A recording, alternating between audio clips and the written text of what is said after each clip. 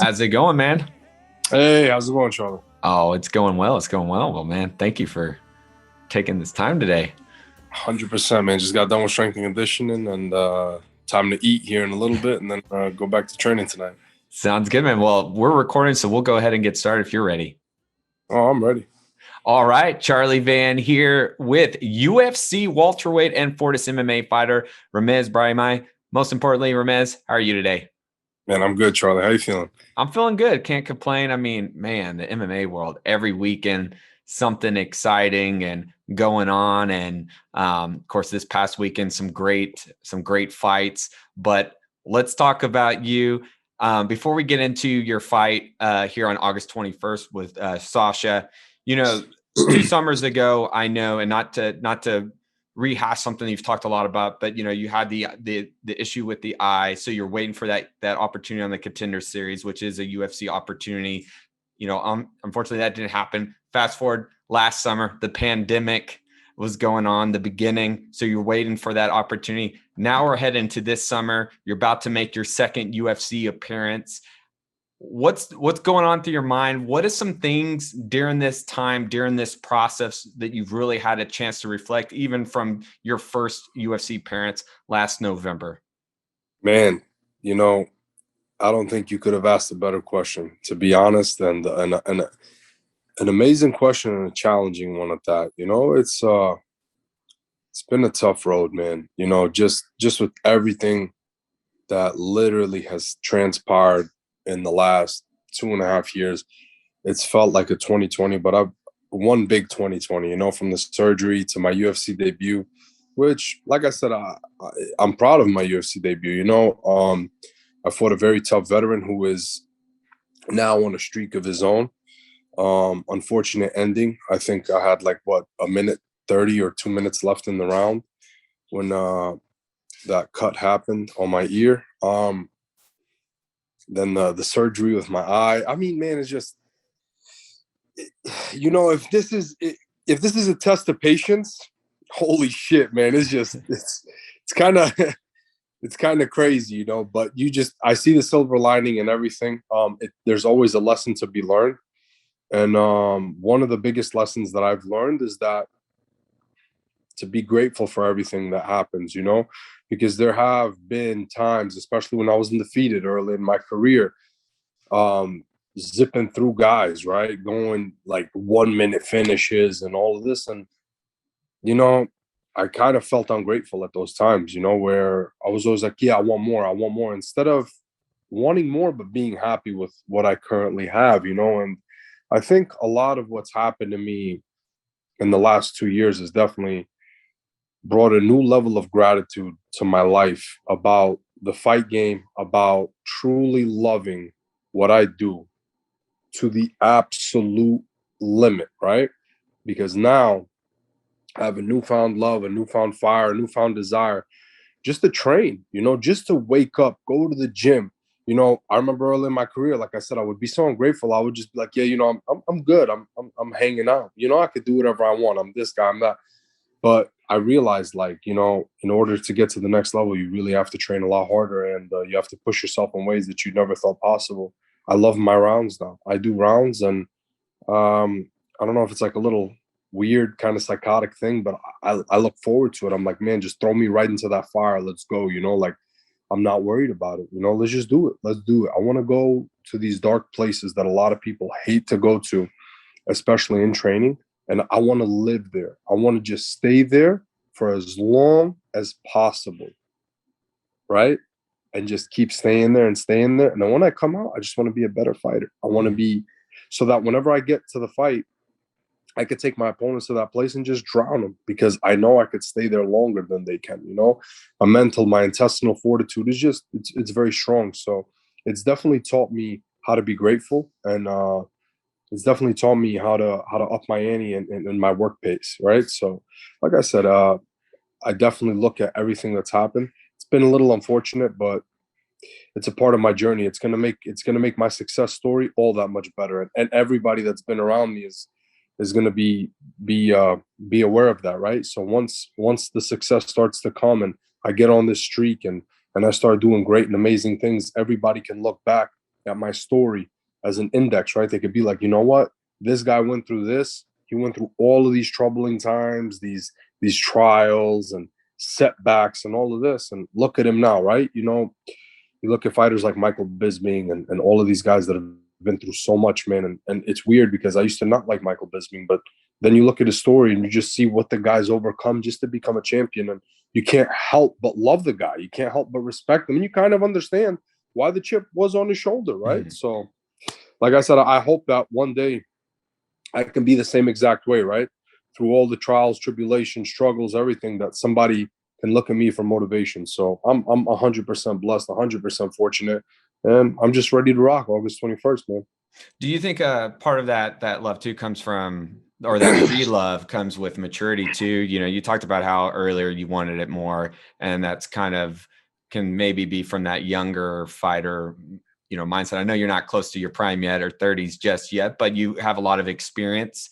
And do you feel like maybe patience has really helped molded that love back in you, because you did have those setbacks, and adversity, of course, is something that, you know, can help shape us in a better way. And like you mentioned, Michael Bisping's a great, you know, one to point out. And there's many fighters like that. But do you feel like that maturity now, you feel that maturity in yourself that has helped shape that love again? 100%. I think I'm more mature now than I've ever been, and I'm sure that it's only gonna amplify. Right, the older I get, the more mature, the more intelligent I'm gonna get, and I am grateful for every single thing that has happened to me throughout my career, because I'm realizing it more and more now that if I was the young Ramiz that would have gotten in at 6-0 contender series, I wouldn't have been ready. You know, I would not have been ready. Too many guys now are trying to get the juice, but they're not willing to squeeze. They're not willing to pick these fruits, do the manual labor, right? In order to enjoy the fruits of their labor, they're not willing to put the labor. You can't enjoy the fruits of your labor without the labor, right? So the thing that I'm realizing is that, man, all those game fights that I had in LFA, tough fights, you know. I mean, I didn't really have much of a break in LFA either. And then to get thrown into the UFC, I was ready for that moment. You know what I mean? As unfortunate as the ending might have been, I was ready for that whole entire moment. So for me, like I said, definitely the level of maturity was there. As many saw in my UFC debut, fighting against a very tough veteran, as cool and calculated as I was fighting, all of that has come from the experiences that I've had in the past. And those experiences have molded and shaped me. And these experiences are just going to continue to pay dividends in my fight August 21st and in my future bouts with the UFC, right? So whenever I'm getting ready to go on that run, all of that experience is just going to keep coming and keep coming and keep helping me and keep propelling me forward. So like I said, I mean, everything that I've been through has helped me get to this point, and it's going to keep helping me go forward and forward in my career. And it's one of those things that I've realized that if you're in it for the short term, you're never going to get far, man. You know, in MMA, you got to realize a lot of people, as you said, they don't even start to hit their prime until their 30s. The majority of champions in the UFC, man, they're in their early to mid 30s, late 30s too, you know. And I mean, it's just one of those things, you know. You really develop a level of maturity and intelligence and understanding, for the most part, for the fight game, right? So it's just one of those things. Like I said, I know my time is not even here yet, and that's what the great thing about it is that I'm still doing what I'm doing right now, and I feel great. And it's like I haven't even hit my stride yet. I haven't even hit my peak yet. You know what I mean? So it's gonna be something amazing whenever I really do start to hit that peak, start to hit that stride. And I think it's going to begin August 21st. I really do. I think I'm going to put on a spectacular performance come August 21st. And it's just going to be the first of many, right? I mean, people who are familiar with me and have watched me in my early fight days can expect, I think, even better than what I've produced on the regional circuit. So I'm just excited to showcase that. Well, let's talk about August 21st. Your second UFC appearance. It's right around the corner against Sasha Palatnikov. What do you like? What intrigues you the most about him that you see as a puzzle that you would like to solve in this particular fight? And is there anything in his last two fights that stand out that you're, you know, obviously not giving away your game plan that you're aware of, I know, looking at his debut there, he showed some signs of definitely can't even say durability today, but durability and weathering the storm, but obviously took control of that fight in the end and, being a high level striker. But to you, what do you like the most about this match? Man, 100%. He's a tough Russian, right? He's a tough Russian. I know he was born in Hong Kong, but he's a tough Russian. And the dude's a gamer. I love that, right? And whenever you have somebody that's so durable, that's a puzzle in itself, because you have to try to find ways to stop them and make them respect your game, right? So that's another thing that I really look forward to. I'm not in this sport to fight guys who are not tough, who are just pushovers. And he's not a pushover by no means. So that's why I love this matchup, right? He's a tough dude. He comes to fight. It's as advertised with that guy. It's like you're not going to get into a fight and not know what this guy's going to come and do. Even against Impa, he was doing good too in the first round. It was a competitive first round. But like I said, for me personally, the thing that intrigues me the most about his fight is his durability and his willingness to fight and come forward. I love that. And I think it makes for good fights for me too. So I think a lot of people are in store for a good scrap come August 21st. What is something coming into this fight that you really want to try and utilize that you haven't got a chance to in your last bout or last bouts, and that you've been really working on? Like I said, not giving away a game plan, but something you would like to see yourself be tested. Just the well-roundedness, right? Just going out there and be a mixed martial artist. That's what I try to aim for every single fight. I try to show new skins and new evolutions to my game, right? So that's the most important thing to me, is just my growth as a mixed martial artist. That's what I want to plan on showing every single fight. I'm here to be one of the best, right? So in order to be one of the best, you have to be good everywhere. You see what I'm saying? And you have to be constantly improving, constantly evolving, because as we know, the game evolves. We see it every single weekend, man. Guys are just getting better and better and better and better. They're more comfortable. They're good in every single position. They're good in every single scramble. They're ready to fight. And that's exactly how I want to be, Not only do I want to have a fan favorite style, but I also want to have a style that's going to be complementary towards going to the championship belt, right? So I want to constantly make improvements. I always look up. And I always look what the champs are doing, how they're improving, what they show every single fight. As you could see, people used to criticize Kamaru Usman for the way that he used to fight, right? And as we've seen, I mean, dude, the guy he's been showing new creases in his game, right? So he's been knocking people out. I mean, his jab has been on point. So with that being said, that's another thing that I want to do as well. I always want to show vast improvements in my striking, in my grappling, in my scrambling, and everything. So that's the same way that I look at it.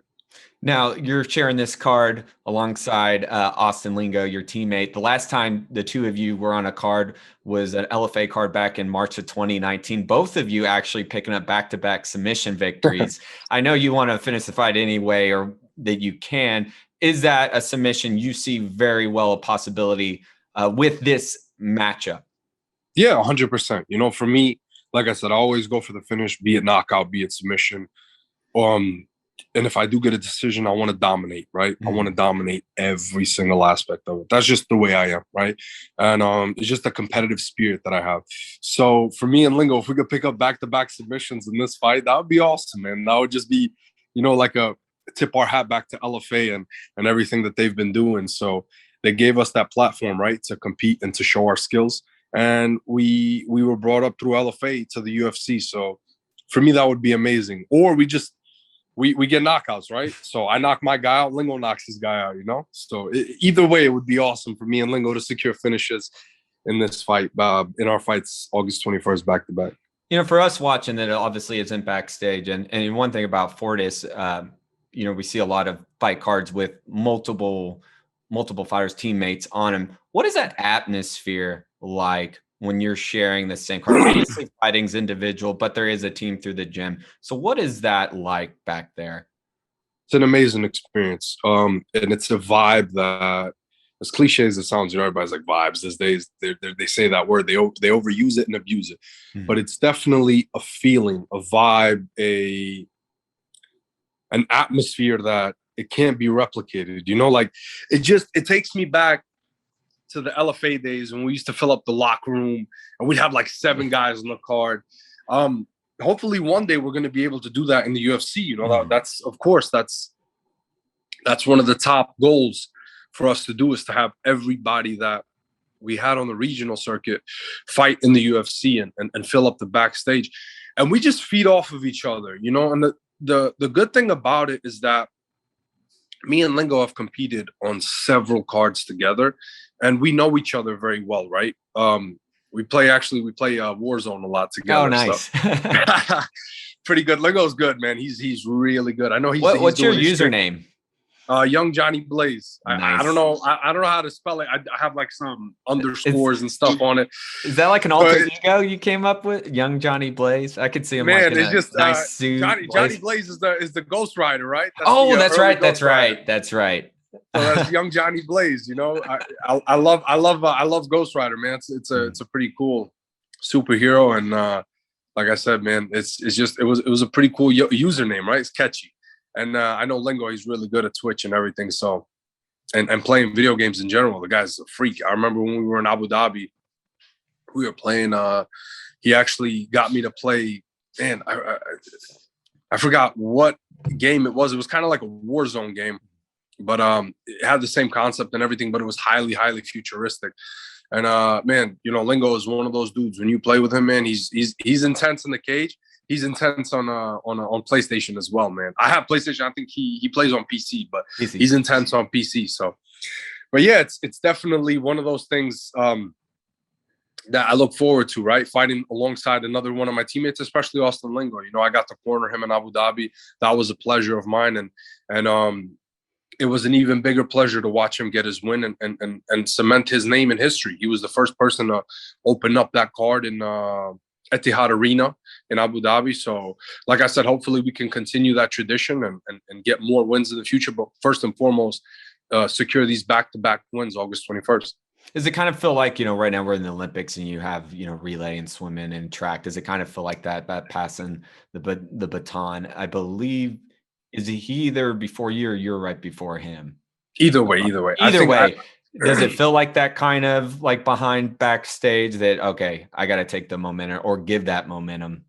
100%. And like I said, if I'm opening for him, I'm going to be just as proud and just as hungry as if he was to be opening for me, right? It doesn't matter to me. I don't have an ego.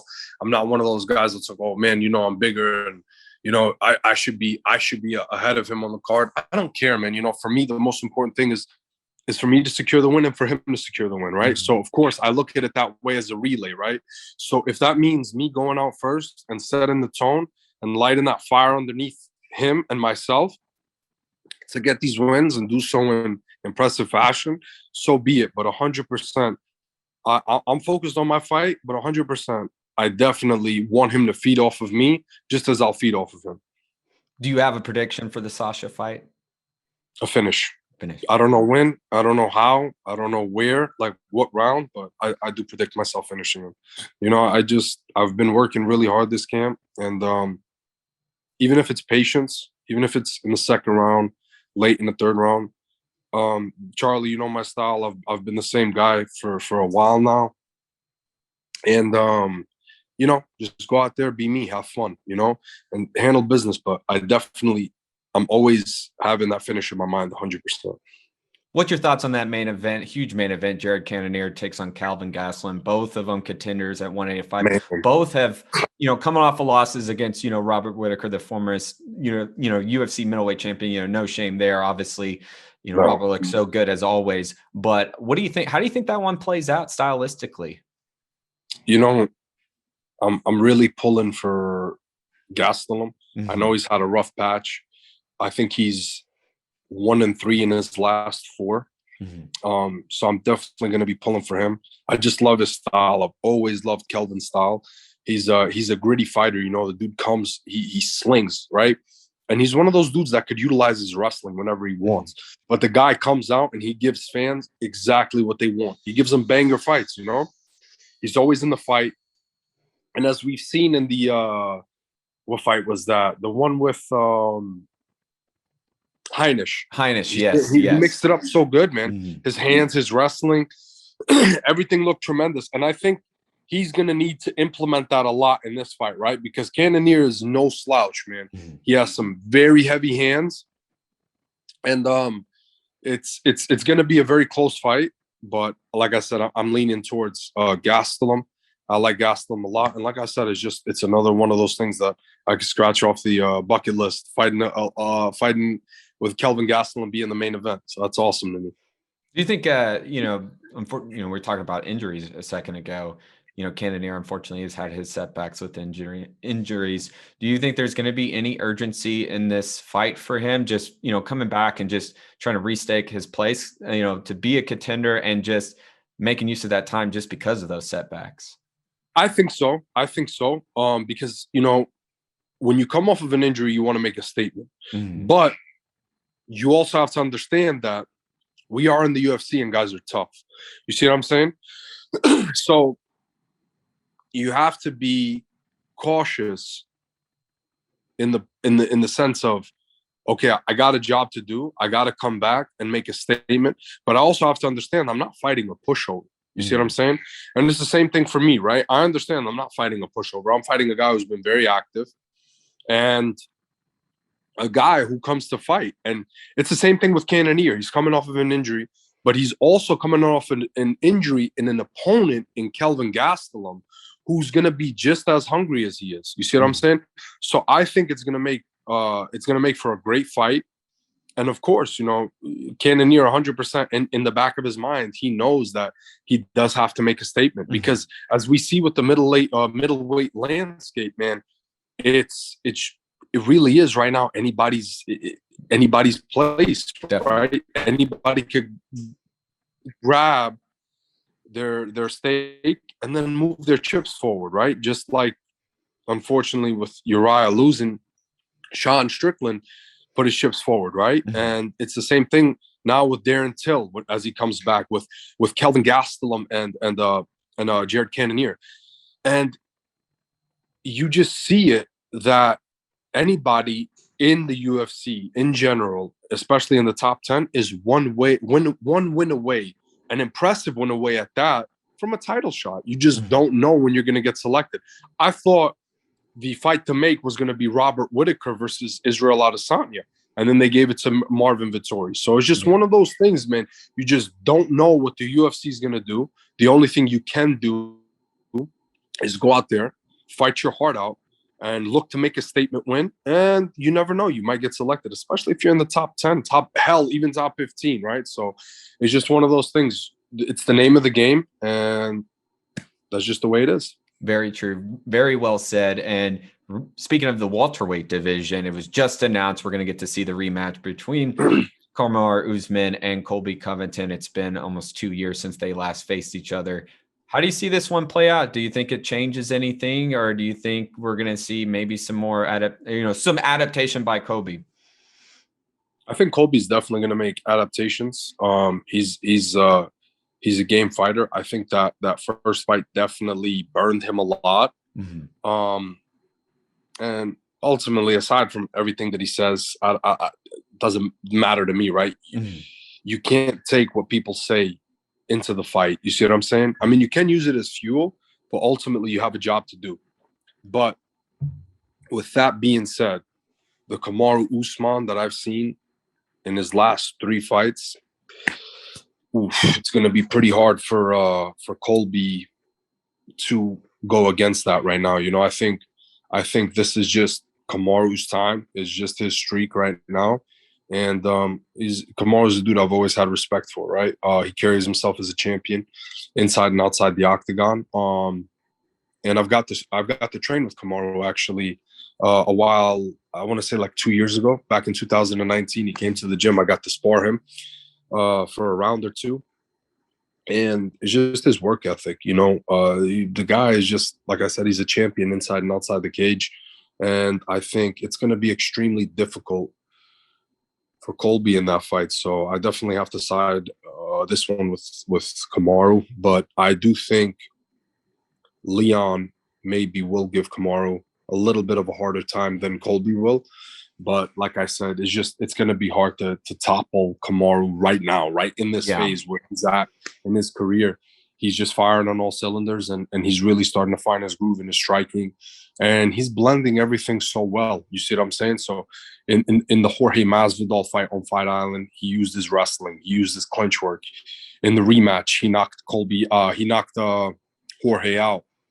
I mean, he made the adjustments in the Gilbert Burns fights. He got hurt really, really bad, and he made that adjustment. Then he started to go to his jab. He hurt Gilbert Burns with the jab. So I think these adjustments and that groove that he's in right now, it's going to be very hard for Colby to turn that tide on him. So I definitely think Kamaru Usman by finish. If I had to predict within 3 rounds, I would say so.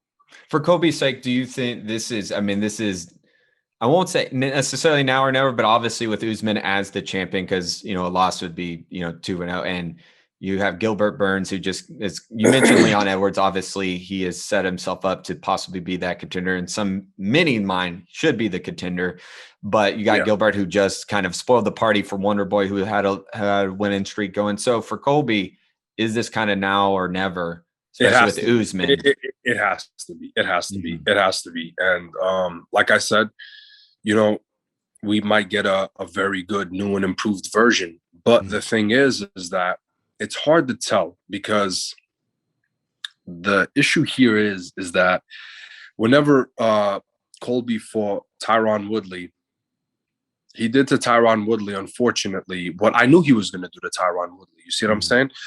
Had he went out there and done to Tyron Woodley, let's say what Vicente Luque did to him, even though Vicente did get clipped early, but had he gone out there and finished Tyron in a fashion that he couldn't be denied, then I would be singing a different tune right now, right? And to be honest, I thought Gilbert Burns did a better job. Even though Colby got a finish, I think Gilbert Burns did a better job against Tyron than Colby did. So with that being said, I really think it's now or never, make or break for Colby Covington. And we don't know, right? Who's to say that he goes out there, he loses to Kamaru Usman, and then Kamaru Usman rematches Leon. Leon beats Kamaru, and they might give Colby another shot. But like I said, all I can talk about is the here and now. And I definitely think that as it stands right now, for him and for his product, for who he is, for the Colby Covington Industries that he says that he is, I think he definitely needs this win, right? So it's definitely going to be really hard, especially if he gets finished in the rematch against the guy that he's been talking a lot of shit about. Well, you mentioned Vicente Luque. He's taking on Michael Chiesa. That's a wild card fight right there in the sense of the division, because Michael's on a streak now at 170. Vicente, he's had some great wins, like you said, over Woodley and over Nico Price as well. So, these are two guys that are 1 or 2 more fights away from that title picture as well. How do you think that matchup goes at? Because you talk about some battles, although the styles, Vicente's more in those battles than I think Chiesa is, but both strong grapplers. How do you feel that one's going to go down? I think, I used to count Michael Chiesa out a lot, just because of some of his losses, which is a silly thing to do, because like I said, at this level in the UFC, man, it's just everybody's tough. And sometimes you never know what version of that opponent you're going to get. You see what I'm saying? So I've counted Michael Chiesa out a lot, but to see what he did against Neil Magny, to see the way that he fought Carlos Condit, and he's good at making adjustments. You see what I'm saying? But the thing here is it's going to be a tough fight, because Luque also makes very good adjustments, and Luque punishes people a lot. So I definitely don't think, right? It could happen, but I don't think that Chiesa is going to have the same path to victory against Luque as he did Magny, right?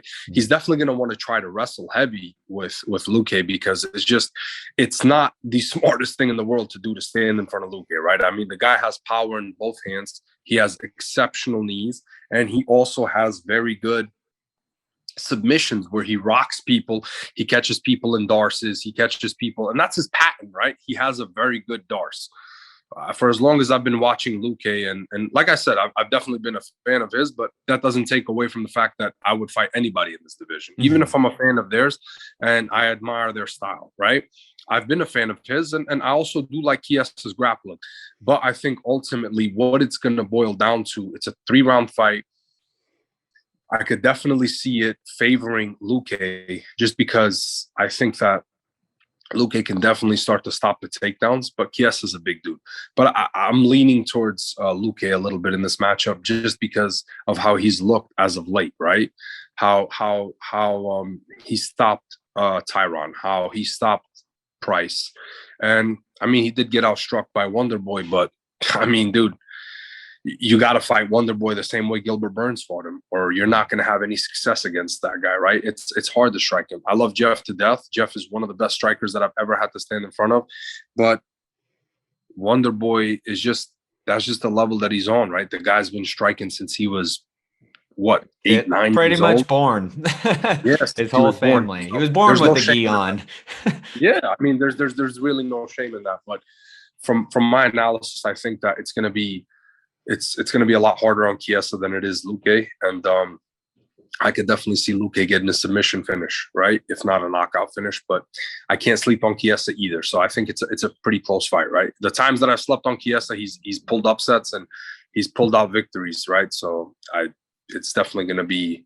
It wouldn't be surprising if he did it against Luque. Well, Chiesa did mention recently in an interview, kind of compares himself to Michael Bisping's journey. Eventually, he's going to get a title shot. You know, at 155, he was in the mix, contender status for a while. Of course, things didn't work out there, but he's looked pretty dang good here at 170. Do you like that kind of comparison a little bit? I mean, he's been around since 2012. You know, won the Ultimate Fighter. You know, had his ups and downs, but his ups have been pretty great as far as showing his performances. So do you see that as I guess a strong comparison? I mean, it's a strong comparison, and the thing is that you just never know, right? Yeah. You really don't. I mean, I swear to God, when Michael Bisping lost some of those fights, I was like, dude, this guy's done. I remember when he got head kicked by Vitor, I was like, oh, this guy's done, man. Because like you said, like sometimes Michael would climb, and you'd be like, dude, this guy, he might do it. You know, he might do it. And then he just got toppled, right? He lost. But the one thing about this game is, man, it's not over until it's over, right? Until you walk away. And the thing is, especially in this sport, man, the longer you stick it out, the more likelihood it is for you to win a belt, right? So I can't count the guy out. I mean, I would be an idiot to say so, right? Because you could have a guy, let's just say hypothetically speaking, like Chimaev, right? Everybody's like, oh my God, this guy's going to be a champ. This guy's going to be a champ. He's just flawless in everything that he does. And who's to say that he hits a rough patch? He gets some very tough opponents and he might never rebound from that, right? Versus a guy in Chiesa who knows all about that grind, who knows all about those ups, those downs, and he just stays persistent and he perseveres through those hard times and he becomes a champion, right? Never say never. And I could definitely tell that Chiesa has that mindset, and it's a mindset that I full on respect because I'm the same way. You know what I mean? No matter what happens to me in life, in my fight career, I'm always gonna see it through, and I'm always gonna push forward. I'm one of those dudes that's always gonna push forward in the fight, in life, no matter what. The way that I look at it is, realistically speaking, it's over when I'm dead. That's the way that I look at it. I'm always going to look to make improvements. I'm always going to look to be an exceptional human, exceptional fighter, exceptional at everything I do until the day I die. Well, you mentioned Wonderboy, and I just want to say real quick, where do you think he goes from here? He's like, I think he's coming up late 30s. You know, he had that loss against Gilbert Burns a couple of weeks ago, knocking on that title shot door. You know, obviously maybe not guaranteed, but he was right there. If you had to play matchmaker for him, what do you see the possible next fight for him? And is he still in the mix? You know, it's going to be hard to deny a guy like Wonderboy. He's been around for so long and he's had his ups and downs too, right? But the thing is he's still going to be in the top 10. So, of course, I don't want to say that it's done. His time's over, because he could get another 1 or 2 wins and be back in the title mix. But I would definitely like to see him against another top 10 foe, right? So I wouldn't mind seeing him against the winner of Li Jingliang. I hope I said his name right. Yeah. Or Hamza Chimaev. Mm-hmm. But if they do book him sooner, we could possibly see him against a Bilal Muhammad or Neil Magny, right? So those would be interesting matchups. And Masvidal, how about Masvidal? Rematch. No, I don't know if I don't think that rematch would be beneficial to Wonderboy, right? Yeah. I think that he beats Masvidal again in the rematch. I think that the way that you have to fight Wonderboy is the way that Gilbert Burns fought him. You see what I'm saying? So I don't know if Masvidal would be capable of doing that. So I could definitely see a guy maybe in Bilal Muhammad or Neil Magny probably doing the same, implying the same game plan, implementing the same game plan as Gilbert Burns did, more so than Jorge Masvidal.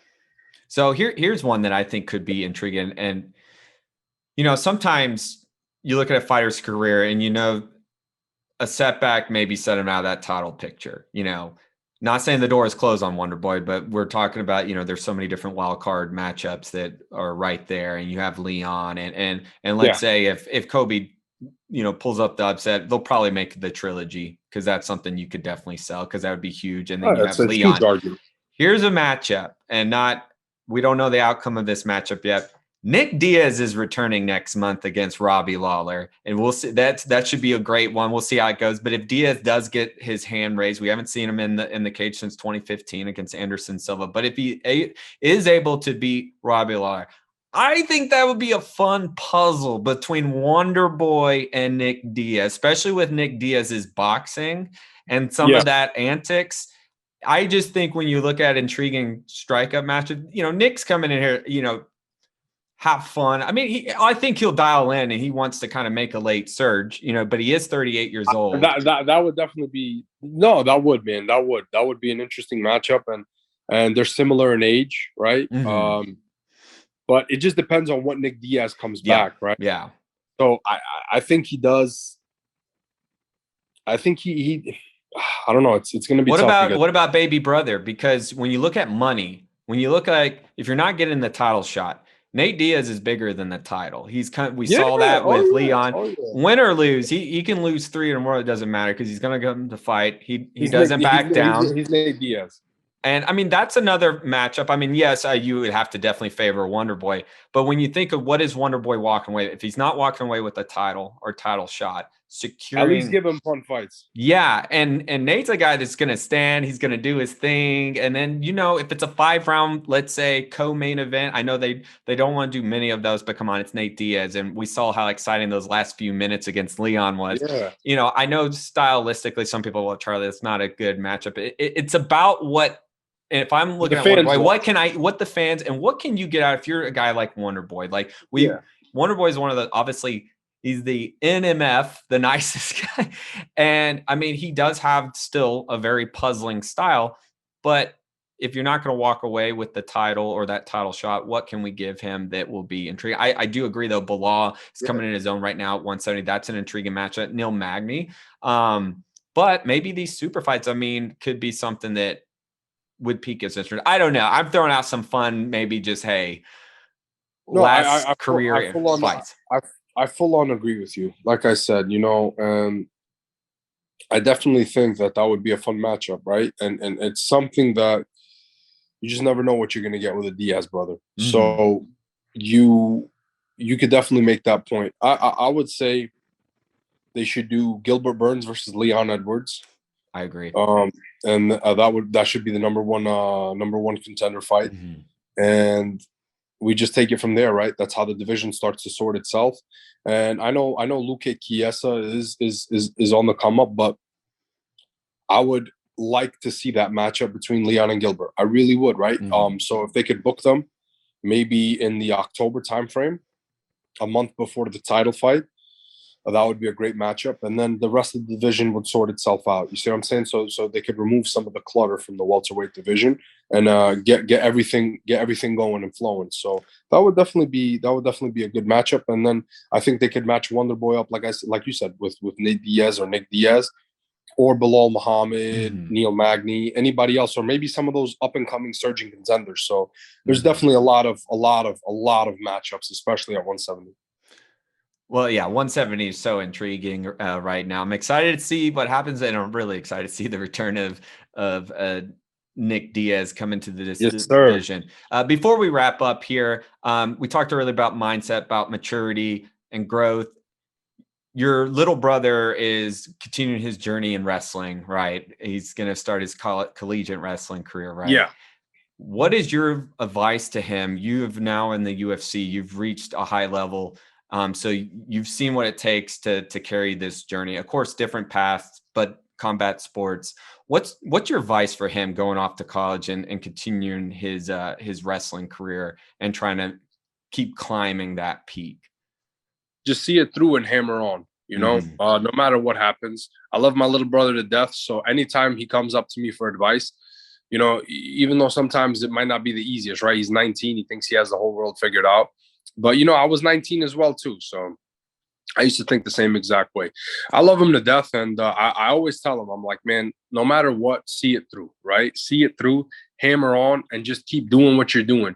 If any setbacks happen to befall you, just push through them. You know what I mean? And wrestling is one of those sports that it's really going to introduce you to yourself, right? Just like combat sports has introduced me to myself, so is wrestling going to do the same thing with him, because you get put in some very bad positions, very bad situations on the scoreboard, in the training room, with opponents. And it's just one of those things. I just want him to see it through. And no matter where it takes him, which I have no doubts that the kid is going to be destined for greatness. As long as he keeps trucking and he puts his best foot forward, great things are going to happen. That's a given. You know what I mean? So I really do think, in my heart of hearts, the advice that I've given him has been great advice. I think it's very simple, and there's no need to overcomplicate anything. Just do your work, show up on time, and on time means 20 minutes before practice, right? Because if you're on time, you're late, technically speaking. I've always heard that since a young age. I've heard, if you're on time, you're late, and when you're on time, you're early, right? Yeah. So I could definitely see that being good advice for him, and I hope he utilizes it, right? Because it's what's gotten me to this point, and it's what's going to get me even further, right? It's what's going to continue me on to this journey and the goal that I'm chasing. So I don't see anything else. Well, and finally, after this next fight, when we're getting coffee. Yeah, for sure, man. Hopefully soon. Yeah. I handle business August 21st, get this win. And I'm going to see if they could schedule me, man, for October or November. MSG or Abu Dhabi. I would love to. I'd love to get one fight. If I do fight in Abu Dhabi, man, I'll bring you some coffee back. I know you've been talking about Turkish coffee for a while. So I need to try it. Turkish, Arabic coffee, that stuff. I don't know what they put in it, man, but it definitely just gets your day started. It gives you a sixth sense. So definitely does. As long as I'm looking forward to that, because I've had Cuban coffee. I'm a coffee connoisseur just like you. By the way, real quick, what is your favorite go-to local Dallas coffee shop that you think people need to know about? I've been going a lot. I know I might get crap for this. Scooters, man, because they have sugar-free mocha and have a lot of sugar-free options. And I haven't been drinking it as much lately because the deeper I get into camp, I just drink straight black coffee. But they have sugar-free mocha, sugar-free caramel, and some other sugar-free options, sweeteners without sugar, right? Oh, that's good. So they're really good. They have like a big variety, and I do think they make Cuban coffee there, if I'm not mistaken. Ooh. And then there's another place right by the gym at Fortis. It's called Espresso something. It's right in the Baylor Medical Facility area there. Man, they got good breakfast tacos, man. Really good breakfast tacos. Man. And they got good coffee, right? They have a wide selection of coffee, so you should definitely check it out. For your breakfast tacos, is it chorizo for you, sausage, bacon? Like, what do you? What do you like? Man, I have the one that they have, just their potato and eggs. Oh, potato and eggs I love potato and eggs. You can't mess up on that breakfast taco, man. I haven't had that in like 4 months, but I definitely, after this fight, I'm definitely gonna swing by one of those mornings and pick up a coffee and a breakfast taco from them. Sounds good, man. Well, thank you again for taking your time. Best of luck on August 21st. And before we go, anything you want to say to your fans, your sponsors? Man, thank you guys so much for the support, for everybody. Thank you, Charlie, for bringing me back on the show. And let's just have some fun August 21st, man. Put on another beautiful performance, grab a win, and move my chips forward.